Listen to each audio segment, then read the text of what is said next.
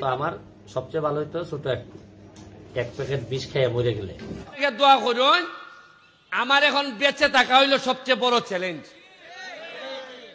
সব একখান হইতেছেন, সব একখান হইতেছেন দেশে বিদেশে। এবং আমার এলাকাবাসীর পক্ষ থেকে ব্যারিস্টার সুমনের বোন হিসাবে আপনাদেরকে অনেক বেশি ধন্যবাদ, কৃতজ্ঞ চিত্তে স্মরণ করছি যে আপনারা আমার ভাইয়ের জন্য এত বৃষ্টি মাথায় নিয়ে আমরা কিন্তু অলরেডি কারা কারা ইতিপূর্বে এই আকাম করেছেন এটার কিন্তু লিস্ট আমাদের কাছে আছে, ঠিক আছে? এবং এটা প্রক্রিয়াধীন, এটা মনে করেন না যে আমরা সুপ্ত অবস্থায় আছি, কাজ কিন্তু অলরেডি। আসসালামু আলাইকুম দর্শক, দেশ ও দেশের বাইরে থেকে যারা এই মুহূর্তে ভিডিও ওপেন করেছেন সবাইকে অসংখ্য অসংখ্য ধন্যবাদ। দর্শক, প্রথমেই আপনারা শিরোনাম দেখেছেন। শিরোনামে ব্যারিস্টার সুমন বলছে যে আমার বিষ খেয়ে মরাটাই ভালো ছিল এই রাজনীতি না করে, এবং আমার বেঁচে থাকাটা বড় কষ্টদায়ক। কে সাপোর্ট দিবে আমাকে, সরকার, জনগণ, কে ফ্যামিলিকে সাপোর্ট দিবে আমি আজও বুঝে উঠছি না। ইতিমধ্যেই তার বড় বোন চলে এসেছে তাকে সাপোর্ট দেওয়ার জন্য, গণজুয়ারে মিছিল করছে, গণজুয়ারে জনসভা করছে তার আপন বড় বোন, এবং তার বড় বোনের সঙ্গে হাজার হাজার জনগণ উপস্থিত হয়েছেন। তারা বিশেষ করে সিলেট শহরে এবং হবিগঞ্জে তারা অবরোধ করে রাখতে চায় এই যতদিন পর্যন্ত কিলারকে না ধরা হচ্ছে ততদিন পর্যন্ত। তাহলে কি ব্যারিস্টার সুমনের পক্ষে পুরা হবিগঞ্জবাসী, সিলেটবাসী, নাকি সেই শহরটা অবরোধ করতে কোনোই দ্বিধা হবে না? তবে তো অবরোধ করলে অবশ্যই অবরোধে দেশের জনগণের ক্ষতি হতে পারে, তাই এই অবরোধ করাটা কতটুকু যৌক্তিক? কিন্তু প্রশ্ন এখানে থেকেই যায়, যেই জনগণের ক্ষতি আমরা মনে করছি সেই জনগণই এই অবরোধ করতে আসছে শুধু ব্যারিস্টার সুমনকে বাঁচাতে, এবং ব্যারিস্টার সুমন জীবনে যা করেছে আর বর্তমানে সিলেটের জন্য যা করছে, এতে সিলেটবাসী কতটা তাকে ভালোবাসে তার প্রমাণ এই জায়গাতেই পাওয়া গেছে। চলুন আমরা কিছু দৃশ্য দেখে আসি, তাহলে বুঝতে পারবো যে পুলিশ যে কি করছে। তা তো আমি উপজেলার আইন শৃঙ্খলার দায়িত্বে নিয়োজিত আছি, আমি আইন শৃঙ্খলার বিষয়টা দেখবো, তারপরে অতিরিক্তভাবে এই সাতচল্লির প্রতি একটা আমাদের মায়া, মমত্ব বোধ, মায়া। মাননীয় সাংসদ, আপনি এই যে সাতচল্লির ব্র্যান্ডিংটা আরো বেশি বাড়াই আনছে, এর কারণে যদিও আমাদের কষ্ট হবে, নিরাপত্তা, অতিরিক্ত নিরাপত্তার একটা ব্যাপার সেবার আসতেছে। কিছুদিন আগে আপনার সাথে কথা হয়েছে টুরিস্ট পুলিশ, আপনি সহযোগেই আমাকে ফোন দিয়ে বলেছেন কিভাবে টুরিস্ট পুলিশ এখানে আনা যায়। এতে বোঝা যায় যে এটার প্রতি আপনার কতটুকু মমত্ববোধ এবং দায়িত্ববোধ। তো আমি এই জিনিসটাই বলবো আপনাদের, ইতিপূর্বে কি হয়েছে এটা আমাদের দেখে পিছনে তাকাইলে আমার আজকের দিন যদি ভালো হয়, আমার একসময় অতীত ভালো হবে, আমার আগামীটা ভালো হবে। আমি সবসময় আজকে থেকে প্রাধান্য দিই। ইতিপূর্বে কি হয়েছে এটা আমাদের মনে নেওয়া দরকার নাই, তবে আমি মনে করি অনেক পরিবর্তন হয়েছে। এই বিশেষ করে সাতচল্লি কেন্দ্রিক যে খাত চুরিকা অন্যান্য যে ক্রাইম গুলো হতো সেটার অনেক কমে এসেছে। আশা করি আপনার নেতৃত্বে সামনের দিকে আরো আমরা এটাকে আরো একেবারে জিরো টলারেন্সে নিয়ে আসতে পারবো না? পারবো। যদিও কারোর ভিতরে অসৎ উদ্দেশ্য থাকে, আমরা কিন্তু অলরেডি কারা কারা ইতিপূর্বে এই আকাম করেছেন এটার কিন্তু লিস্ট আমাদের কাছে আছে, ঠিক আছে? এবং এটা প্রক্রিয়াধীন, এটা মনে করেন না যে আমরা সুপ্ত অবস্থায় আছি, কাজ কিন্তু অলরেডি এর সবাই জানি। আমাদের ইউনো মহোদয় জানেন, উপজেলা চেয়ারম্যান মহোদয় যেহেতু নতুন আসছেন, আর এমপি স্যার তো জানেনই। সুতরাং আপনাদের বলবো তাদেরকে এই সবার মাধ্যমে আপনারা সবাইকে তাদেরকে জানাই দিবেন যে এদের কিন্তু সান নাই, আছে স্যার? ঠিক আছে, এটাই আমাদের কথা। তো যাই হোক, আমার আর বেশি দীর্ঘায়িত করবার অনেক সময় হয়ে গেছে। সবাই ভালো থাকবেন। আর এই চুনারগড় থানা পুলিশ, বাংলাদেশ পুলিশ, তো হবিগঞ্জ জেলা পুলিশ, সোনারগাঁও পুলিশ, এই সাতচল্লির যাবতীয় উন্নয়নের স্বার্থে আপনাদের পাশে আছে। যে কোনো সময় আমাকে ডাকবেন, আমি আছি। আমার ব্যক্তিগত তরফ থেকে আবেদনের প্রেক্ষিতে আমরা থাকবো। ধন্যবাদ সবাইকে। জয় বাংলা, বাংলাদেশ। ধন্যবাদ। কি হয়েছে? ওনারা এয়ারপোর্ট দিয়ে চলে গিয়েছে।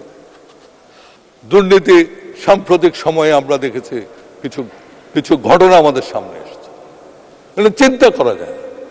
কিছু গুরুত্বপূর্ণ প্রতিষ্ঠানের গুরুত্বপূর্ণ ব্যক্তি যারা এই প্রতিষ্ঠানগুলোর নেতৃত্ব দেয়, তাদের বিরুদ্ধে আজকে দুর্নীতির অভিযোগ। দুর্নীতির অভিযোগ 100 কোটি টাকার না, হাজার হাজার কোটি টাকা। কি হয়েছে? ওনারা এয়ারপোর্ট দিয়ে চলে গিয়েছে। আরে কত লোককে এয়ারপোর্টে থামানো হয়েছে, যেতে দেওয়া হয়নি, পরে কোর্টের পারমিশন নিয়ে যেতে হয়েছে। আজকে কি বলা হচ্ছে? কোর্টের পারমিশন ছিল না, সেই জন্য তারা চলে গিয়েছে। কেন আপনারা এয়ারপোর্টের লোক বন্ধ করে না যাওয়া? কি করে গেল? আমার কথা হচ্ছে যে আজকে যে অবস্থা দাঁড়িয়েছে, এই অবস্থায় একটি দেশ চলতে পারে। বিশেষ করে সবচেয়ে, এবং আমাদের এখানে অনেকগুলো সংস্থা আছে, যে লোকগুলোর ইতিহাস আমরা পড়ছি, যে বছরের পর বছর তারা এগুলো করেছে। এই সংস্থাগুলো তারা তখন কি করেছে? তারা কি দেখেছে? তাদের কাজ কি? এই সংস্থাগুলোর সামনে কি এই দুর্নীতির কোনো ছাপ পড়েনি? সুতরাং আজকে সময় এসছে এই দুর্নীতি নিয়ে, এই সমস্ত ব্যবস্থা নিয়ে আমাদের একটা পর্যালোচনা করার সময় এসছে। যে কেন আমি যারা দুর্নীতি করেছেন তাদের শাস্তি চাই, কিন্তু সাথে সাথে যে ব্যবস্থায় এইরকম দুর্নীতি হতে পারে তার সেই ব্যবস্থার একটা পর্যালোচনা দরকার। এবং সেখানে আমি মনে করি একটা হাই পাওয়ার্ড কমিশন করা উচিত। এবং বিশেষ করে যারা সরকারি কর্মকর্তা আছেন এবং অন্যান্য, আজকে আমরা পার্লামেন্টে যারা আসি, আমরা আমাদের একটা স্টেটমেন্ট দিয়ে আসি। আমাদের ওয়েলথ স্টেটমেন্ট আমাদেরকে দিতে হয় ইলেকশনের আগে ইলেকশন কমিশনকে। ঠিক সেরকম একটা ওয়েলথ স্টেটমেন্ট আমি মনে করি আজকে যারা সরকারি চাকরিতে আসবেন তাদের সেই স্টেটমেন্ট দিয়ে তারা সরকারি চাকরিতে ঢোকা উচিত। এবং তিনি যখন বের হয়ে যাবেন তার সেই স্টেটমেন্ট লেগে দোয়া করুন। আমার এখন বেঁচে থাকা হইল সবচেয়ে বড় চ্যালেঞ্জ। সব একখান হইতেছেন, সব একখান হইতেছেন, দেশে বিদেশে, এলাকা এলাকার বাইরে, খেরে যে এত অহলতা বাঙ্গে লইতেছে। আমি কেন হিসাব দেই, সোনারঘাট বাড়ি খাই গিয়া তারাইল এরার যন্ত্রণাটা খেরে আমি যেই কই টাকা পাইছি 2 কোটি, এখনো আপনারা আমার জানা লইয়া চাইন আমারে বার করে দিতা। আমি আইয়তই আপনারা শরণাপন্ন হইছি। ওই কইছি যে আমি আওয়ামী লীগের লোক, আমি কোনোদিন আওয়ামী লীগের বাইরে। আমার সবচেয়ে ভালো হইতো ছোট এক প্যাকেট বিষ খেয়ে মরে। এই পাহাড়তলি চট্টগ্রামের, তারপরে কখনো বলতেছেন তার বাড়ি এই বড় লেখা বা সিলেটের কোন জায়গায় যেন। তা আমার বিষয়টা হচ্ছে গিয়ে যে দেখেন, এই দেশে বঙ্গবন্ধু মারা গেছেন, তার পরিবার সবাই মারা গেছে। আমার হবিগঞ্জের শাহ এম এস কিবরিয়া সাহেব মারা গেছে। আমরা তো কোনো প্রোটেকশনে দিতে পারিনি। আর আমার বিষয়টা এরকম হয়েছে যে এই পুলিশের ভূমিকা দেখে মনে হইতেছে যে পুলিশ মনে হইতেছে যে একটা অপমৃত্যু রেকর্ড করার জন্য বসে আছে, যে আছে একটা মৃত্যু হয়েছে, নাইলে এই পর্যায়ে যাবে কেন। আমি কি করতেছি না করতেছি সব পুলিশ এবং এনফোর্সমেন্ট এজেন্সির দর্শক, ইতিমধ্যে আপনারা সমস্ত অংশগুলো দেখেছেন, যেখানে বাংলাদেশের প্রত্যেকটা জায়গায় প্রতিবাদ সৃষ্টি হয়েছে। সংসদ এবং এলাকা, শহর গঞ্জ, প্রত্যেকটা জায়গার মানুষ, রিক্সাওয়ালা, ভ্যানওয়ালা, প্রত্যেকটা জায়গায় এবং পুলিশ পর্যন্ত প্রোটেকশন দেওয়ার জন্য কাজ চালিয়ে যাচ্ছে। যে বর্তমানে হবিগঞ্জের অর্থাৎ বাংলাদেশের বিভিন্ন থানার থেকে এটাকে প্রক্রিয়াধীন রেখেছে। এবং এই ওসি সাহেব বলেছেন, এবং আইজিপি সাহেবের কাছে যে জানানো হয়েছিল, এরপরে এই ওসি সাহেব বলেছেন আমরা বসে নেই, আমরা কাজ চালিয়ে যাচ্ছি। যদি কেউ মনে করে যে বসে আছি তাহলে ভুল করবেন, কেননা এরকম সাংসদকে আমরা চাই, এই সাংসদকে পেয়ে আমরা খুশি। তাই এই হবিগঞ্জের মানুষ, আমরা যারা প্রশাসন আছি, জনগণ আছি, সবাই এমন সাংসদকে আমরা চেয়েছি, তারা পেয়েছি, আর ওনার জন্য আমরা জীবন দিতে প্রস্তুত। দর্শক, এখানেই শেষ নয়, কেননা বাংলাদেশে হাজারো পুলিশ আছে, হাজারো জনগণ আছে, হাজারো লোক আছে। তাহলে তার মাঝে ব্যারিস্টার সুমন কেনই বা আলাদা, আর কেনই বা 20 কোটি টাকা বরাদ্দ করে ভাড়া করে কিলার এনে ব্যারিস্টার সুমনকে মারতে হবে? তাই তার বড় বোনের বক্তব্য শুনে আসুন। চলুন জনগণের জনঢল আমরা দেখে আসি। আমি সোনারঘাট, মাধবপুর, হবিগঞ্জ, শাস্তাগঞ্জ এবং আমার এলাকাবাসীর পক্ষ থেকে ব্যারিস্টার সুমনের বোন হিসাবে আপনার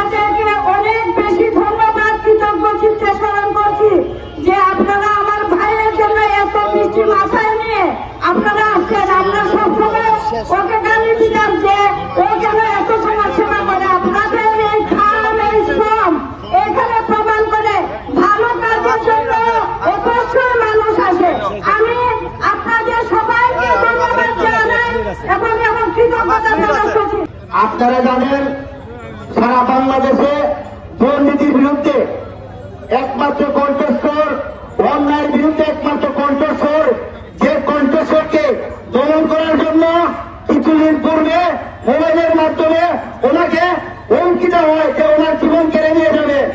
আজকে আপনারা বৈরী আবহাওয়া জোর তুফান উপেক্ষা করে সোনারঘাটবাসী যে ভালোবাসা প্রমাণ করেছেন, আমার বিশ্বাস উপরে আল্লাহ নিচে বাংলাদেশের মানুষ থাকতে ব্যারিস্টার সুমনের শরীরে এক ফুটা রক্ত ঝরবে না। বাংলাদেশের জনগণের রক্ত দেওয়া আমরা ব্যারিস্টার সুমনকে বাঁচাবো, এটা আমরা বিশ্বাস করি। সম্মানিত উপস্থিতি, আপনারা জানেন এই ব্যারিস্টার সুমনকে আপনারা আজকে কেন বাধাগ্রস্ত করা হচ্ছে? একটি কারণ জানে ব্যারিস্টার সুমন যদি বেঁচে থাকে সোনারঘাট মাধবপুরে বিগত দিনে যে উন্নয়ন হয় নাই, এই উন্নয়ন আগামী 100 বছরে, আগামী 5 বছরের উন্নয়নের মধ্য দিয়ে তা প্রমাণ হবে।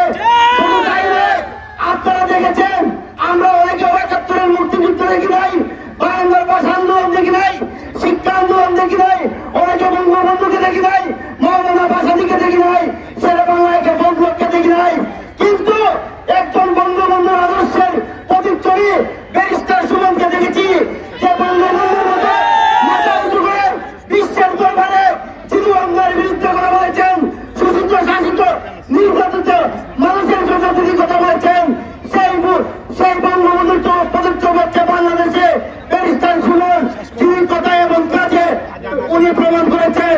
আর আমরা অনেকেই বঙ্গবন্ধুর আদর্শকে বুঝে লালন করে শুধু বক্তব্যের মধ্যে সীমাবদ্ধ রাখি, কর্মের মধ্যে সীমাবদ্ধ রাখি না। তাই আসুন আমরা সোনারঘাট মাধবপুরের জনগণ নই, অভিযন্ত্রের সন্তান হিসেবে যদি প্রশাসন দ্রুত আসামিকে গ্রেপ্তার না করে, আমি কথা দিতে চাই অভিগঞ্জের সর্বস্তরের ছাত্র সমাজকে নিয়ে টাকা সিলেট মহাসড়ক অনির্দিষ্ট করার জন্য অনুরোধ করব। ছাত্রলীগের একজন কর্মী হিসেবে এই কথাটা আমি আপনাদের সোনারঘাটবাসীকে আমি জানিয়ে দিই। ব্যারিস্টার সুমন ভাই একটা কথা বলেন, মজা মারে ভোজা ভাই, আজকে সকল ভাষা ভাইরা এক হয়েছে, তারাই আজকে ব্যারিস্টার সুমনকে ধ্বংস করতে চায়। আমরা যারা বইটা ভাই, আমরা দল মত নির্বিশেষে চূড়ান্তভাবে বিবেকদেরকে বাঁচিয়ে রাখার জন্য ব্যারিস্টার সাইদুল হক সুমন ভাইয়ের পাশে দাঁড়াতে হবে। আজকে আমার কষ্ট হয়, আমি এই নির্যাতনের শিকার। আজকে ব্যারিস্টার সুমন ভাইয়ের পরিবার আমেরিকায়, লন্ডনে, আজকে ওনার সন্তানদের হাহাকার, তারা আজ কোন অজানা আতঙ্কে আজ বিরাজ করছে। আমি জানি না, কারণ আমি জানি এটা কত কষ্টের। তারা হয়তো চিন্তা করছে তার বাবার জন্য, উনার মা আমেরিকায়, উনি হয়তো উনার বুকটা হাহাকার করতেছে উনার সন্তানের জন্য। আমি একটা কথা বলতে চাই চূড়ান্তবাসীর কাছে, আপনারা আমরা এখানে আওয়ামী লীগ বুঝি না, বিএনপি বুঝি না, জাতীয় পার্টি বুঝি না, জামাত বুঝি না, আমরা এখানে সকল মানুষ একত্রিত হয়ে একটা কথা বলতে চাই।